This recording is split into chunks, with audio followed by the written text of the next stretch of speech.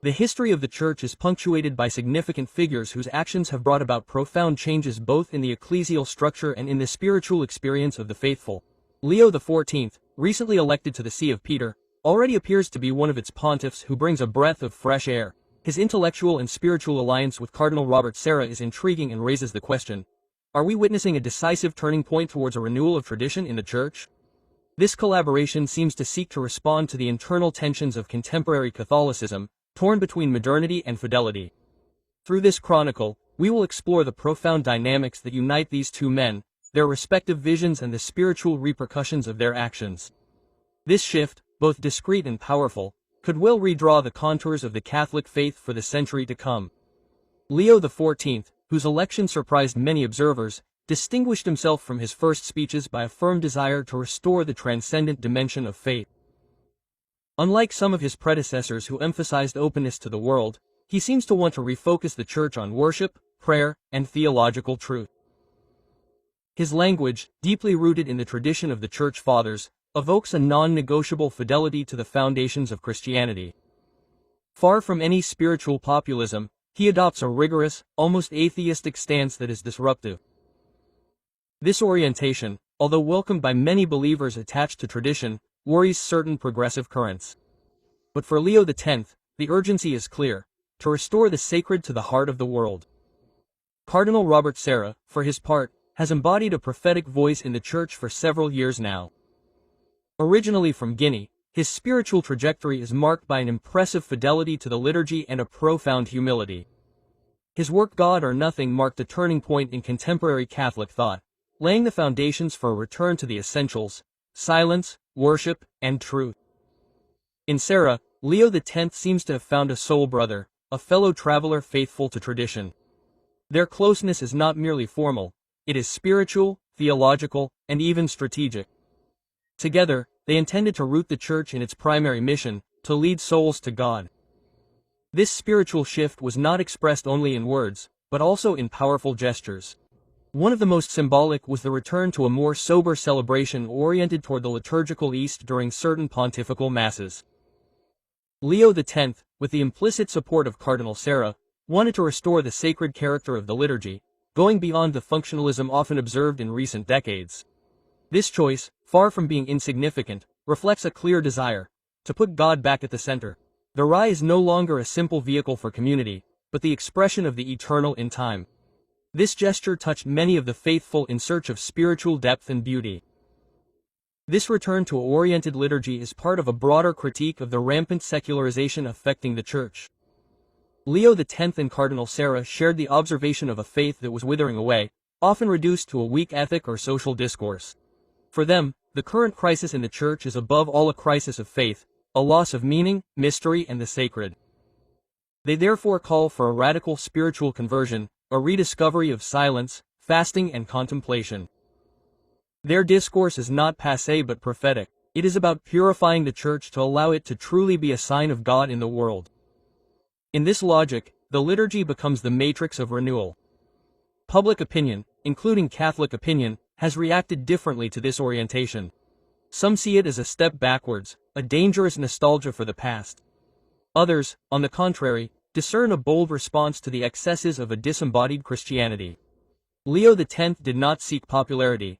He assumed minority status, rigor, and witness. Cardinal Sarah, true to his discreet style, reinforced this position with his measured speech and exemplary life. Their alliance was not based on human interests, but on a shared supernatural vision of the ecclesial mission. In a world losing its bearings, he offered a solid compass rooted in the living tradition of the Church. It should be noted that this spiritual shift was also accompanied by an internal reform. Leo X launched a process of purification of ecclesial institutions, beginning with a redefinition of the criteria for appointing bishops. The requirement was no longer to be a good manager, but a man of prayer, faithful to the Catholic faith, and gifted with a true pastoral spirit. Cardinal Sarah had long advocated for this purification, denouncing mediocrity and compromise among the clergy. This concern for priestly holiness became the heart of the ongoing reform. It was slow, often silent, but profoundly revolutionary in its ambition. Leo X's style was largely inspired by that of Benedict X, from whom he adopted certain theological accents. It was a return to the theology of beauty, mystery, and truth. This influence was particularly evident in his teachings on the liturgy and the Eucharist. Cardinal Sarah, also an admirer of Benedict X, continued this tradition with strength and sobriety. This convergence of thought was not the result of chance, but the sign of a spiritual continuity that spanned the pontificates. Together, he restored a strong, rooted Catholic vision that was open to grace. In the seminaries, this renewal began to be felt. Young seminarians, tired of an overly sociological or moralistic education, rediscovered the power of silence and prayer. Cardinal Sarah's writings were widely read, meditated on, and often suggested as spiritual reading. Leo X encouraged this movement by reinforcing the requirements for spiritual and theological formation. The heart of this training is Christ, not the theories of the world. It is a real turnaround, a refocusing that could mark an entire generation of priests. The transmission of the faith regains its depth here. The question of liturgical tradition has also taken a central place. Leo X clarified certain controversial points, notably on the use of the 1962 Misseller. Without abolishing the reforms of Vatican I, he insisted on unity and continuity. Cardinal Sarah, an advocate of a reform of the reform, sees in this approach a salutary middle way. It is not a question of dividing but of elevating. Many of the faithful, often marginalized for their attachment to the extraordinary form of the Roman Rite, now feel heard. This pastoral gesture opens a breach of reconciliation in an often fractured church.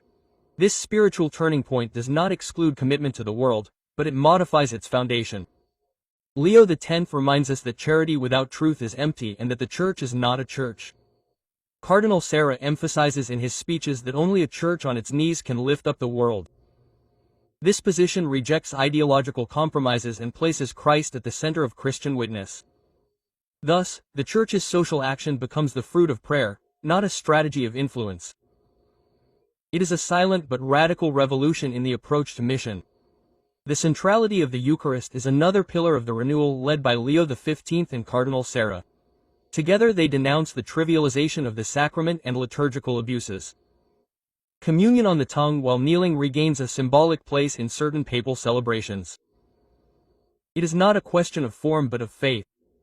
For them, restoring the place of mystery means rekindling the faith of the people of God. The Eucharist is not a simple meal, it is the sacrifice of Christ made present. This message runs through their writings, their actions and their appeals to priests. One of the most innovative aspects of Leo X's pontificate was his redefinition of interreligious dialogue. Without denying openness, he refocused the discourse on Christian identity. Cardinal Sarah also insisted on the need not to dilute the truth in relativism. Respect for other faiths must not lead to the loss of Christian witness. This position may seem rigid, but it is rooted in a profound spiritual coherence.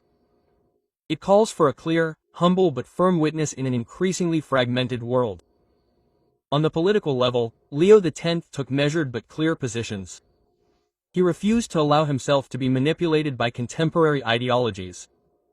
Cardinal Sarah also reminded us that the Church must not be an extension of any particular ideological trend. This rejection of political clericalism was accompanied by a call to personal holiness.